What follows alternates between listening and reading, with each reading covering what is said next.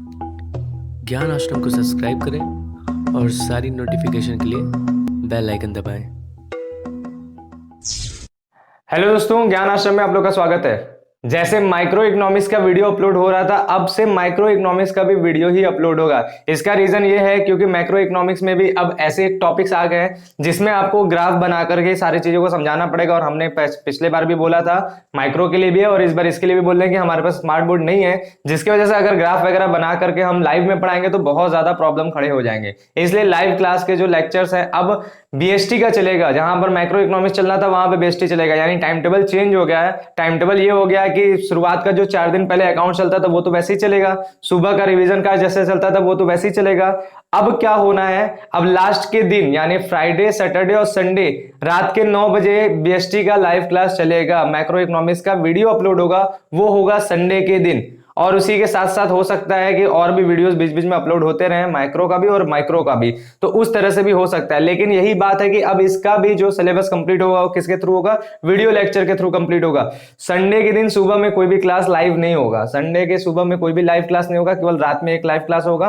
तो ये नया टाइम टेबल है, आप लोग को बता देते हैं। और आज से ही ये स्टार्ट हो रहा है। हम लोगों ने आज 2 बजे का एक वीडियो लेक्चर हमने रिकॉर्ड किया है कि 2 बजे आपको लगा रहे हैं, ताकि आपको ये समझ में आए कि ये टाइम टेबल लेवल और 2 बजे का ही हम स्टार्ट कर देंगे।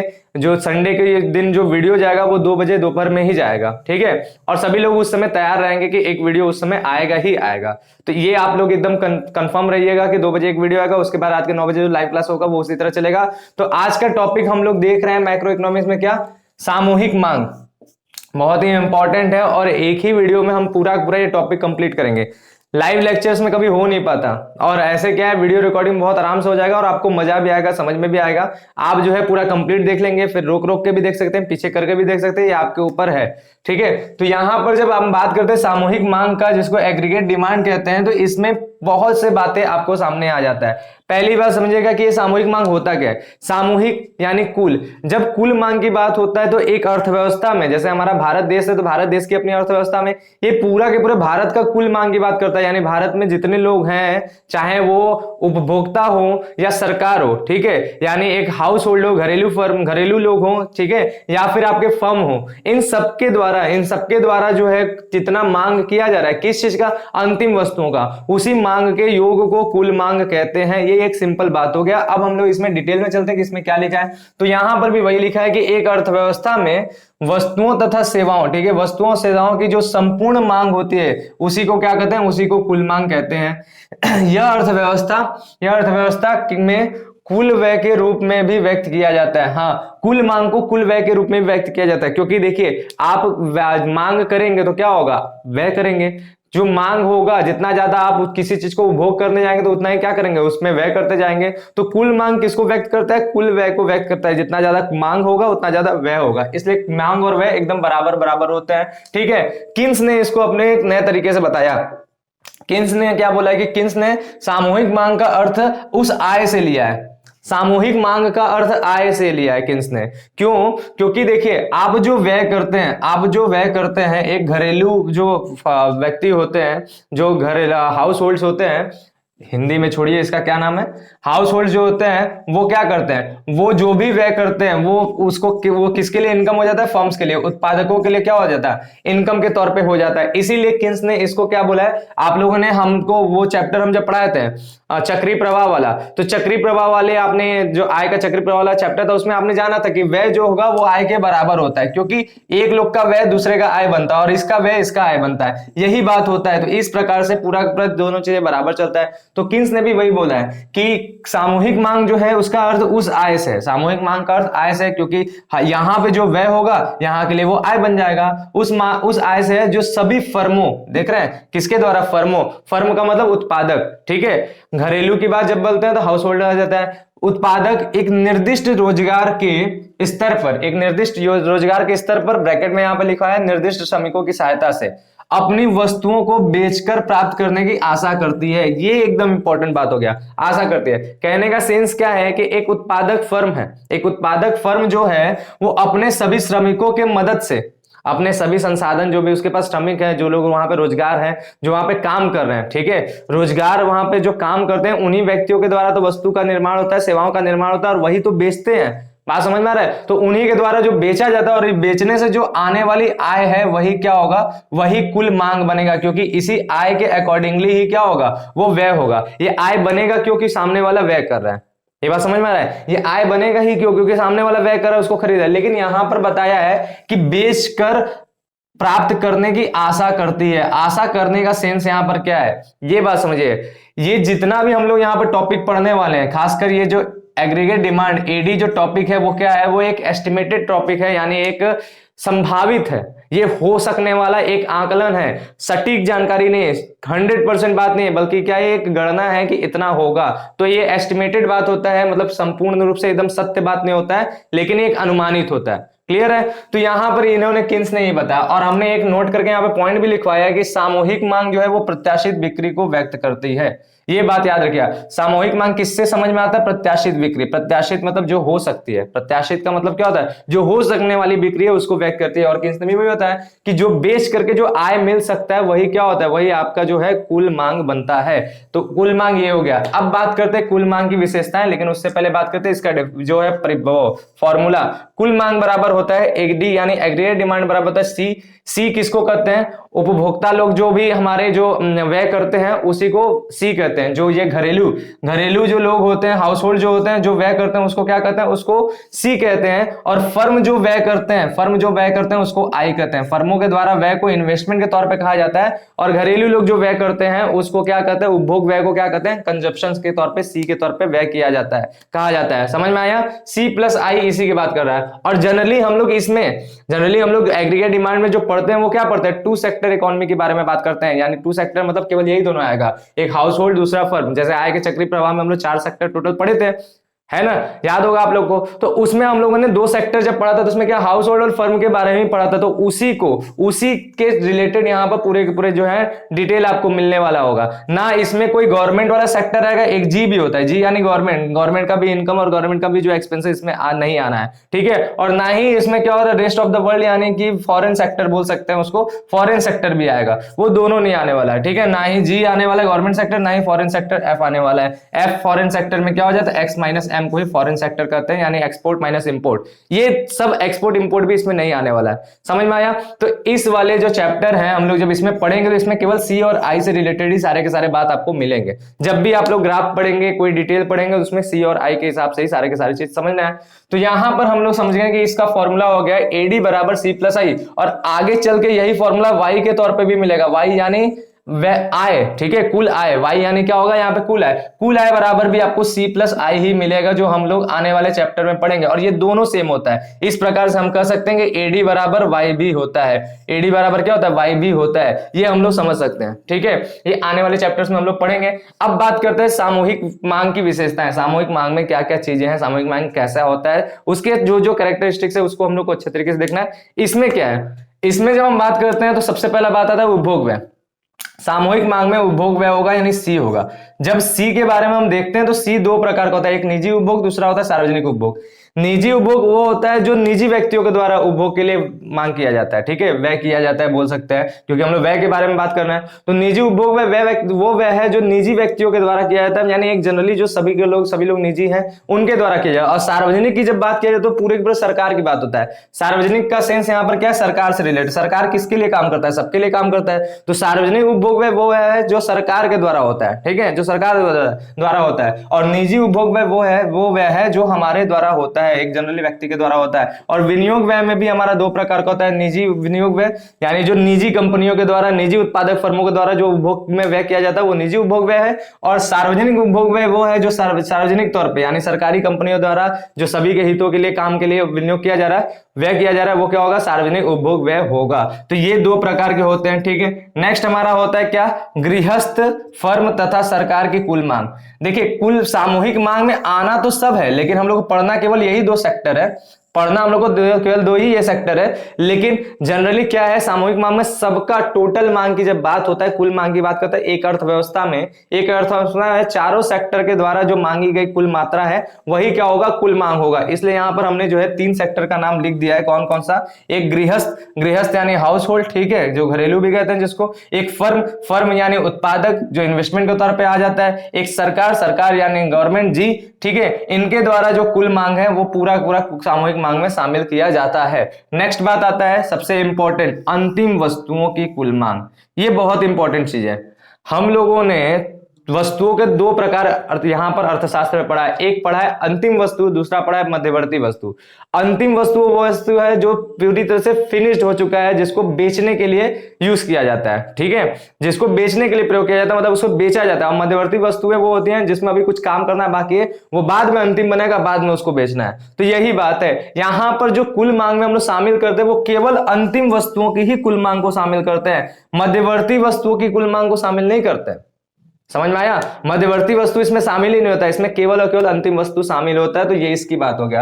अब यहां पर भी हमने एक नोट करके पॉइंट लिखवाया है, ये बहुत इंपॉर्टेंट पॉइंट है। बहुविकल्पी में, क्वेश्चन में, एमसीक्यूज वगैरह में बहुत बार पूछे जा सकते हैं, एकदम अच्छे तरीके से देखना है।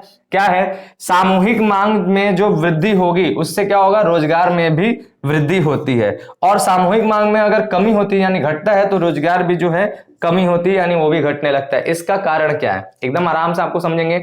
जितना ज्यादा सामूहिक मांग बढ़ेगा उतना ज्यादा व्यय बढ़ेगा, उतना ज्यादा व्यय बढ़ेगा उतना ज्यादा उत्पादन में आय बढ़ेगा, और जितना ज्यादा उत्पादन में आय बढ़ेगा और नए नए उत्पादन के सेक्टर और खुलते जाएंगे, उत्पादक लोग और ज्यादा इन्वेस्ट करते जाएंगे। और सीधी सी बात है, जब जैसे जैसे कुल मांग बढ़ेगा उत्पादन भी जो होगा प्रोत्साहित होगा, उसे भी लगेगा कि जो हमारे जो देश है, अर्थव्यवस्था, उसमें मांग बढ़ रहा है तो हमें और ज्यादा वस्तु बनाना होगा। और जब ज्यादा से ज्यादा वस्तु बनाना होगा तो उसे बनाने के लिए, उसे बेचने के लिए और उससे रिलेटेड सारे के सारे सेवाएं, वस्तुएं सेवाओं से रिलेटेड जितने भी काम है, उन सभी काम को करने के लिए चाहिए कौन? मानव संसाधन चाहिए। और मानव संसाधन जब भी काम पे लगेगा तो रोजगार क्रिएट होगा। तो इसी हिसाब से जब सामूहिक मांग बढ़ता है तो क्या होता है, आपका रोजगार में वृद्धि होता है। सामूहिक मांग घटता है तो क्या होता है, रोजगार में कमी होती है। जैसे कोरोना में क्या था, मांग एकदम से घट गया था, इसीलिए रोजगार जो है बहुत तेजी से सबका छिन गया था, बहुत लोग बेरोजगार हो गए थे।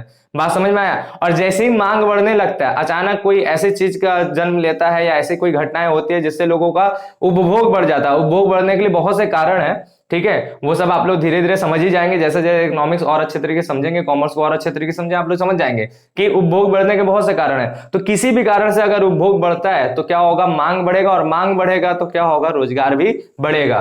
तो ये बात आपको समझ में आ गया। अब यहां पर हमने कुछ यहाँ पे पॉइंट लिखा और इसके बाद हम लोग को एक टेबल और एक ग्राफ, इसके जरिए पूरा समझना है कि ये होता क्या सामूहिक मांग, और उसका जो है कर्व कैसा होता है, उसका ग्राफ कैसे बनता है। यहां पर हम बात करते हैं मांग, सामूहिक मांग अनुसूची की।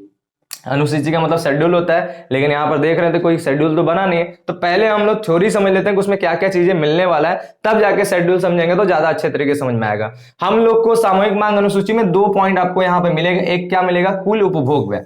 यहां पर बहुत अच्छे तरीके से हम लोग समझ चुके हैं कि कुल उपभोग व्यय क्या होता है, लेकिन फिर भी यहां पर देख लीजिए इसका क्या रिलेशन है। क्योंकि हम लोग जब भी कुल उपभोग व्यय को देखेंगे तो किसके हिसाब से देखेंगे, आय के स्तर के हिसाब से। यानी किसी व्यक्ति का आय जो है, मतलब किसी व्यक्ति का नहीं, क्योंकि यहाँ पे कुल आय की बात हो रहा है, राष्ट्रीय आय की बात हो रहा है। तो राष्ट्रीय आय का स्तर यानी आय का स्तर जैसा रहेगा उसी हिसाब से जो होगा हमारा कुल उपभोग व्यय किस प्रकार से रिएक्ट करेगा, और एडी यानी एग्रीगेट डिमांड यानी सामूहिक मांग किस प्रकार से रिएक्ट करेगा, इसको हम लोग को समझना है।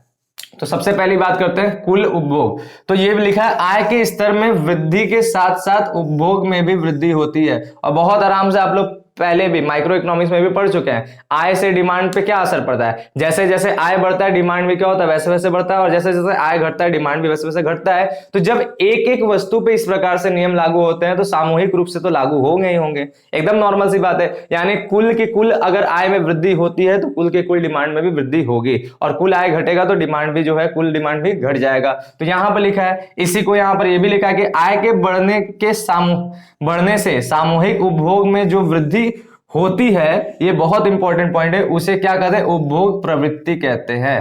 ये ध्यान रखिएगा। उपभोग प्रवृत्ति अक्सर 2 नंबर के क्वेश्चन में पूछा जाता है कि उपभोग प्रवृत्ति से आप क्या समझते हैं। तो उपभोग प्रवृत्ति से उससे है जो क्या होता है, आय के स्तर बढ़ने से सामूहिक मांग जिस प्रकार से रिएक्ट करता है, यानी वो जिस प्रकार से बढ़ता है उसी को उपभोग प्रवृत्ति कहते हैं। आय के स्तर में परिवर्तन से उपभोग के सामूहिक मांग के स्तर में जो परिवर्तन होता है उसी के दर को उपभोग प्रवृत्ति कहते हैं।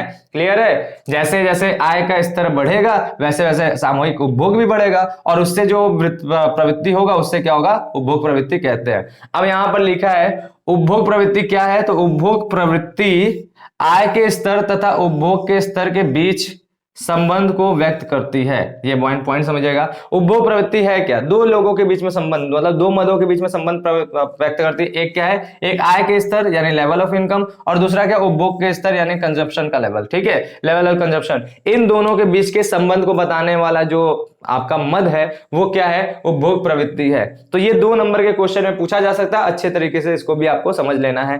नेक्स्ट बात, अगर हम बात करेंगे कुल विनियोग, क्योंकि हम लोग को पूरा का पूरा जब सामूहिक मांग अनुसूची बनाएंगे तो यही दोनों पॉइंट मिलेगा, एक कुल उपभोग व्यय मिलेगा, दूसरा क्या मिलेगा, कुल विनियोग मिलेगा। तो विनियोग 2 प्रकार के हो जाते हैं, कुल विनियोग में विनियोग 2 प्रकार के हो जाते हैं। ये 2 पॉइंट नहीं, ये 2 पॉइंट अलग है। यहां पर जो है विनियोग 2 प्रकार के हो जाते हैं। सबसे पहला क्या हो जाता है, स्वचालित या स्वायत्त विनियोग। ठीक है, और दूसरा क्या है, प्रेरित विनियोग। हम लोग जब यहाँ पर पढ़ने वाले हैं सामूहिक मांग अनुसूची में, और सामूहिक मांग का जब हम लोग डिटेल पूरा पढ़ते हैं तो उसमें हमेशा हम लोग को कौन सा विनियोग मिलता है, स्वचालित या स्वायत्त विनियोग मिलता है। स्वचालित या स्वायत्त विनियोग अपने आप होने वाला विनियोग है, किसी के दबाव में नहीं या किसी से प्रेरित होके नहीं, बल्कि अपने आप जो विनियोग है वो, यानी इसका आय के स्तर से कोई संबंध नहीं है। आय का स्तर बढ़े या घटे, ये जिस प्रकार का है उसी प्रकार का रहेगा, इसमें कोई चेंजेस नहीं होता, ये एकदम इक्वल चलता है, इसमें आय के स्तर से कोई भी प्रभाव नहीं पड़ता है। लेकिन दूसरा क्या है, प्रेरित विनियोग वो विनियोग है जो आय के स्तर पर रिएक्ट करता है, यानी आय के स्तर अगर बढ़ते हैं तो ये विनियोग उससे प्रेरित होकर बढ़ जाएगा, और आय का स्तर अगर कम होता है तो क्या होगा, ये प्रेरित हो से कम भी हो सकता है। लेकिन हम लोग इसमें इस पूरे के पूरे डिटेल में, इस पूरे के पूरे अध्ययन में हम लोग कभी भी इसके बारे में नहीं पढ़ेंगे। हमें हमेशा कौन सा चीज पढ़ना है, हमें स्वचालित या स्वायत्त विनियोग के बारे में ही पढ़ना है। तो अब हम लोग चलते हैं इसके पूरी की तरह से एक शेड्यूल के बारे में, और दूसरा उसके जो है ग्राफ के बारे में, और इस टॉपिक को कंप्लीट करेंगे।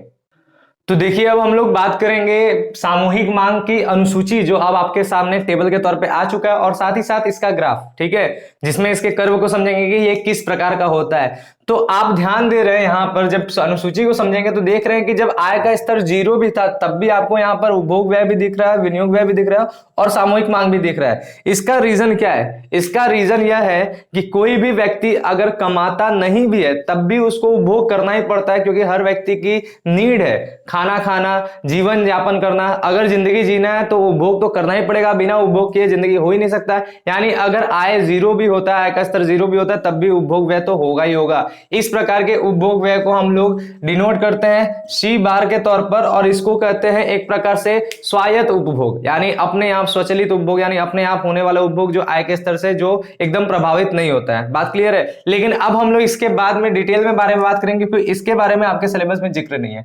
हम लोग देखते हैं कि 0 आय का स्तर होने पर भी उपभोग व्यय 100 है और विनियोग व्यय 100 है, और विनियोग व्यय हमेशा 100 दिख रहा है। इसका रीजन हमने बताया था अभी इससे पहले कि क्या होता है। ऐसा हम लोग जब भी विनियोग के बारे में पढ़ते हैं तो हम लोग स्वायत्त विनियोग के बारे में पढ़ते हैं, यानी जिसमें क्या होगा, आय के स्तर बदलाव होने पर बिल्कुल भी उसके व्यय में कोई भी चेंज नहीं होता है, ठीक है। लेकिन आप देखेंगे जैसे जैसे हमारा क्या हो रहा है कि आय का स्तर बढ़ रहा है, वैसे वैसे हमारा उपभोग व्यय बढ़ते जा रहा है। और एक सोचने वाली बात है, एक समझने वाली बात है कि आप जैसे जैसे आय कमाते जाएंगे, जितना ज्यादा आपको आय मिलता जाएगा आप उतना ही ज्यादा उपभोग करेंगे। ये एक तो एकदम कॉमन सेंस की बात है, तो एकदम आराम से आप लोग समझेंगे कि 0 था तो 100, 100 था तो 150 हुआ, 200 था तो 200 हो गया, ठीक है, 300 हुआ तो आपका क्या हुआ, 250 हो गया, और फिर 400 हुआ तो फिर आपका 300 हो गया, और फिर 500 था तो 350 हो गया। इस प्रकार से आपका क्या होगा, उपभोग व्यय बढ़ता रहेगा और आय का स्तर भी बढ़ता रहेगा। और इससे सामूहिक मांग में किस प्रकार पड़ता है, किस प्रकार से प्रभाव पड़ता है, तो इसमें देखेंगे जब 0 था तो दोनों जोड़ते हैं तो हमें सामूहिक मांग मांग पता चलता है, सी प्लस आई उसका फॉर्मूला था, तो 200 हो गया, 100 वाले पे ये 250 हो गया, 200 वाले पे ये 300 हो गया, 300 वाले पे 350, 400 वाले पे 400 और 500 वाले पे 450 जोड़ते हुए ये यहाँ पर आया हुआ है। ठीक है, हम लोग इसको समझने से पहले एक छोटा सा बात आपको और समझा देते हैं। यहां पर क्या लिखा है, यहां पर मिला लिखा है सामूहिक मांग के घटक, संघटक या घटक कंपोनेंट्स। ये आपका क्वेश्चन में आ सकता है, बहुत ही छोटे तौर पे क्वेश्चन में, अक्सर शॉर्ट क्वेश्चन में पूछ सकता है, लेकिन यहां पर इतना कम दिया है कि हो सकता है वेरी शॉर्ट में भी पूछा जाए, तो एकदम आराम से आप इसको समझेंगे, कोई बड़ा बात नहीं है। यहां पर लिखा है सामूहिक मांग के संगठन में कौन कौन सा होता है, तो इसके लिए आपको दो अर्थव्यवस्था समझना पड़ेगा, एक बंद अर्थव्यवस्था, दूसरा खुली अर्थव्यवस्था। बंद अर्थव्यवस्था उस अर्थव्यवस्था को कहते हैं जिसमें आपको फॉरेन सेक्टर एकदम बंद रहे। फॉरेन सेक्टर बंद रहे मतलब क्या है, आपका ना आप एक्सपोर्ट करेंगे ना ही इंपोर्ट करेंगे, आयात और निर्यात दोनों पर क्या होगा, आयात और निर्यात दोनों पर जो है बैन लगा है, कोई भी ना आयात कर सकते हैं ना निर्यात कर सकते हैं। ऐसे प्रकार के अर्थव्यवस्था को कहते हैं बंद अर्थव्यवस्था। तो बंद अर्थव्यवस्था में दो प्रकार का आपका जो है क्षेत्रीय हिसाब से जो है आपका संगठक बन सकता है। सबसे पहला दो क्षेत्रीय होना चाहिए, दो क्षेत्रीय में आपका क्या हो जाएगा, एक कंजप्शन आ जाएगा जो हाउस होल्ड करते हैं, एक विनियोग आ जाएगा जो आपका उत्पादक करता है। इन दोनों के कुल व्यय को ही हमारा क्या हो जाएगा, एडी बनेगा। इन दोनों के द्वारा किया गया कुल व्यय ही हमारा क्या होगा, एडी बनेगा, यानी एग्रीगेट डिमांड यानी सामूहिक मांग बनेगा। अगला हम लोग बात करते हैं तो त्रिक्षेत्रीय विनियोग जब भी बात करेंगे तो इसमें आप लोग देख रहे हैं कि एडी जो है वो कैसे बन रहा है। त्रिक्षेत्रीय विनियोग का मतलब यहां पर हम क्या बन रहे हैं, त्रिक्षेत्रीय जब आय के मॉडल की बात करते हैं तो उसमें हमारा कैसे चलता है कि एडी जो बनता है इसमें सी प्लस आई प्लस जी, यानी इसमें सरकार भी आ जाता है। आप लोग आय के चक्रीय प्रवाह वाले मॉडल में इसको अच्छे तरीके से समझे, तो इसमें आपका तीन संगठक हो जाता है सामूहिक मांग के तौर पे। एक हमारा जो है घरेलू फर्म में पूरा मांग करता है, एक उत्पादक भी पूरा मांग करता है, और दूसरा क्या है, गवर्नमेंट भी अपना कुछ मांग करता है। फिर आता है खुली अर्थव्यवस्था। खुली अर्थव्यवस्था में क्या होता है, खुली अर्थव्यवस्था में फॉरेन सेक्टर इन्वॉल्व होते हैं, यानी यहां पर क्या है, आयात निर्यात पे कोई प्रतिबंध नहीं है, अपने देश वाले जो है आयात भी कर सकते हैं और अपने देश वाले निर्यात भी कर सकते हैं। ऐसी अर्थव्यवस्था खुली अर्थव्यवस्था है। तो इसमें सी प्लस आई प्लस जी के साथ साथ हमारा एक्स माइनस एम भी आ जाता है, यानी शुद्ध निर्यात भी हो जाता है, शुद्ध निर्यात भी हो जाता है, एक्स माइनस एम भी हो जाता है, इसमें जुड़ जाता है, यानी विदेशों से द्वारा जो भी हम लोग उपभोग कर रहे हैं वो भी हमारा हो जाएगा। ठीक है, तो कुल मिला के ये इसका फॉर्मूला बन जाता है। इसमें चार कंपोनेंट्स हो जाते हैं, एक आपका सी यानी घरेलू क्षेत्र, दूसरा क्या है आपका आई यानी उत्पादक क्षेत्र, तीसरा आपका जी यानी सरकार का क्षेत्र हो गया, और उसके बाद आ गया एक्स माइनस एम यानी विदेशी क्षेत्र भी आ गया, इसमें इन्वॉल्व हो गया। तो इस प्रकार के चार जो होते हैं घटक होते हैं। लेकिन जब हम यहां पर ग्राफ के बारे में पढ़ते हैं या सामूहिक मांग को जब हम लोग अच्छे तरीके से अध्ययन करते हैं तो यहां पर केवल और केवल दो क्षेत्र ही हम लोग देखते हैं, यानी सी प्लस आई के अकॉर्डिंग ही पूरा का पूरा बात यहाँ पर चलता है, जिसमें हम लोग ये शेड्यूल देखे हैं और अब हम जाके यहाँ पर उसको ग्राफ के तौर पे देख रहे हैं। एकदम इसी शेड्यूल से ग्राफ बना है, बहुत अच्छे तरीके से आपको समझ में आ ही जाएगा। ये नीचे का हिस्सा आय का स्तर है, ये वाला लाइन जो है उपभोग विनियोग एवं सामूहिक मांग तीनों को व्यक्त करने वाला ये हिस्सा हो गया, वाई वाला उल्टा हमने लिख दिया, यहां पर जो है एक्स होगा, यहां पर वाई होगा। ठीक है, ये बात हो गया। अब इसको हम लोग समझेंगे। यहां पर देखिए क्या हो जाएगा, 100 बिंदु जब देख रहे हैं, लेकिन उससे पहले देखेंगे जीरो, जीरो पे भी आपको ये भी 100 दिख रहा है, ये भी 100 दिख रहा है और ये जो है 200 दिख रहा है। तो देखिए जीरो पे ये दोनों 100 है, लेकिन ये क्या है 200 है। ठीक है, एडी आपका 200 है। और उसके बाद हम लोग पहले इसको समझेंगे, ये आई विनियोग जो है प्रत्येक समय क्या हो रहा है, एक जैसा है, यानी आय का स्तर 100 हो, 200, 300, 400, 500 कुछ भी आय का स्तर हो रहा है, आपका जो है विनियोग एकदम सीधा रहेगा। तो ये एक्स एक्सिस के एकदम पैरेलल चलेगा, यानी समानांतर रूप से बढ़ता रहेगा। बात क्लियर है उसमें, क्योंकि कोई बदलाव नहीं होने वाला है। लेकिन जब हम सी की बात करते हैं, कंजप्शन की बात करते हैं, यानी उपभोग व्यय की बात करते हैं, तो वो बदलता है। कैसे, जैसे जैसे आय बढ़ता है वैसे वैसे उपभोग व्यय भी बढ़ते जाता है, लेकिन हाँ बढ़ने का दर धीरे होता है। आय ज्यादा तेज बढ़ता है लेकिन उपभोग व्यय थोड़ा धीरे होता है। इसका रीजन आने वाले समय में समझ में आएगा। जनरली आप समझ सकते हैं कि जितना ज्यादा आपका आय बढ़ता है, आपको जो है बचत की भावना भी आपके अंदर आता है, बचत भी करने लगते हैं, जिसकी वजह से आपका उपभोग व्यय थोड़ा कम धीरे से बढ़ता है। आय के जितना यानी कि जितना ज्यादा कमाए उतना ज्यादा पूरा का पूरा उपभोग कर दिया, ऐसा नहीं होता, थोड़ा मोड़ा बचत कर लिया जाता है। इसीलिए ये जो बढ़ता है वो धीरे धीरे बढ़ता है। आने वाले चैप्टर्स में इसको भी हम लोग ग्राफ में समझेंगे। ठीक है, बात क्लियर है। यहां पर हम लोग देखें कि पहले जब आय का स्तर 100 हो गया तो 150 बढ़ा, फिर 200 हो गया तो यहां पर जो है आपका 200 हो गया, फिर 300 से 250, फिर 400 से आपका 300 और 500 से जो है आपका जो है बढ़ गया कितना 350। इस तरीके से बढ़ रहा है। थोड़ा मोड़ा पॉइंट्स अलग अलग तरीके से लगा, आप लोग इसको एडजस्ट करके लगा लेंगे। ठीक है, ये बात क्लियर है, ये समझ में आया।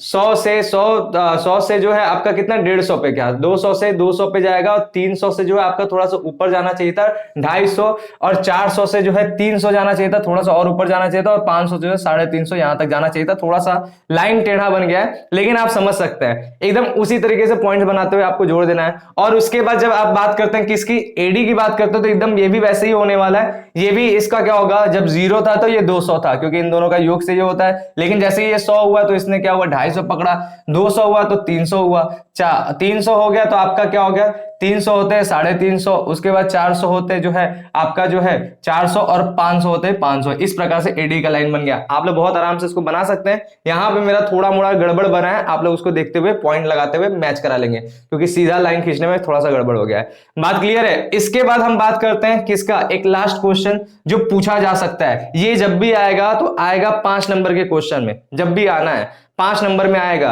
उसको हम लोग ये 2 ग्राफ बना करके डिटेल बता करके कंप्लीट कर सकते हैं। और यही एग्रीगेट डिमांड का आखिरी टॉपिक है। क्या है इन दोनों में अंतर, बाजार मांग और सामूहिक मांग में आपको अंतर पूछेगा। यहां पर हमने दोनों का ग्राफ बना दिया है। जो बाजार मांग है वो क्या होता है, उसका जो ढलान है वो ऋणात्मक होता है, ठीक है, उसका जो ढलान है, उसके वक्र का ढलान ऋणात्मक होता है। इसका कारण क्या है कि ये किन दोनों चीजों में संबंध बताता है, तो ये आपका प्राइस और किसमें, डिमांड में संबंध बताता है। ये किसके किसके बीच में संबंध बताता है, प्राइस और डिमांड में संबंध बताता है। और प्राइस और डिमांड में संबंध कैसा होता है, उल्टा होता है। जैसे जैसे मूल्य बढ़ता है डिमांड कम होता है, मूल्य घटता है डिमांड बढ़ता है, ये आपका उल्टा संबंध होता है। और जब इन दोनों के बीच में विपरीत संबंध होता है, इसीलिए इन दोनों का बीच का जो रिलेशन है वो विपरीत है, और इसी की वजह से ये कर्व जो है ढलात्मक होता है, यानी आपका ऋणात्मक होता है। ढलान के रूप में इसका जो ढलान है वो ऋणात्मक होता है। बात क्लियर है। इसके बाद जब हम ये देखते हैं तो ये धनात्मक होता है। इसका रीजन क्या है, क्योंकि आपका एग्रीगेट डिमांड जब हम लोग पढ़ते हैं तो किसके किसके बीच में पढ़ते हैं, हम लोग पढ़ते हैं इनकम और डिमांड के बीच में रिलेशन पढ़ते हैं। हम लोग जो है कुल आय और कुल डिमांड, कुल मांग के बीच में संबंध पढ़ते हैं। और आपने जो है आय डिमांड वाले चैप्टर में भी पढ़ा था, माइक्रो में पढ़ा था, यहां पर भी समझ सकते हैं इनकम और डिमांड के बीच में कैसा संबंध होता है, प्रत्यक्ष संबंध होता है, सीधा संबंध होता है, धनात्मक संबंध होता है, इसलिए ऊपर की ओर चढ़ता हुआ जाता है। क्लियर है बात। तो यहां पर इन दोनों के बीच में यही अंतर है। बाजार मांग जो होता है केवल एक वस्तु की बात करता है, और यहां पर सामूहिक मांग जो है ओवरऑल सभी पूरी अर्थव्यवस्था में जितनी भी अंतिम वस्तुएं एवं सेवाएं हैं उनकी कुल मांग की बात करता है। तो यही इन दोनों के बीच में अंतर है। इसी पॉइंट को आपको बताना है, और ये जो है ग्राफ बना देना है। बात क्लियर हो जाएगा, कंप्लीट हो जाएगा, तो आंसर कंप्लीट हो जाएगा। उम्मीद करते हैं आपको जो है पूरा टॉपिक समझ में आया। अगर आपको समझ में आया तो फटाफट क्या करेंगे, वीडियो को लाइक करेंगे, अपने अपने व्हाट्सएप स्टेटस पे वीडियो को शेयर भी कर देंगे, ताकि जो है और भी बच्चों को ये जानकारी मिले। अगर व्हाट्सएप नहीं तो किसी अदर सोशल मीडिया प्लेटफॉर्म को यूज करते हैं तो वहां भी जरूर शेयर कर दीजिएगा। साथ ही साथ अगर चैनल पे पहली बार आए हैं तो चैनल को सब्सक्राइब जरूर कीजिएगा, बेल आइकन पे क्लिक करके नोटिफिकेशन को ऑल पर सेट कर लीजिएगा, और हमारे साथ जुड़ जाइएगा। और इसके लिए क्या है, हमारे चैनल पे पढ़ने का कोई भी पैसा नहीं लिया जाता। आपको जो है रेगुलर क्लास मिलेगा, लाइव क्लास मिलेगा, और साथ ही साथ जो है पूरी तरह से बोर्ड का कोर्स कंप्लीट कराया जाएगा, पूरी तैयारी कराया जाएगा। उसके लिए आपको करना क्या है, हमारे टेलीग्राम चैनल को ज्वाइन करना है, उसके लिए लिंक डिस्क्रिप्शन में आपको मिल जाएगा। साथ ही साथ जो है हमारे इंस्टाग्राम पेज को फॉलो कर देना है, ज्ञान आश्रम सर्च करेंगे तो वो भी आपको जो है मिल जाएगा। साथ ही साथ डिस्क्रिप्शन में उसका भी लिंक आपको मिलेगा।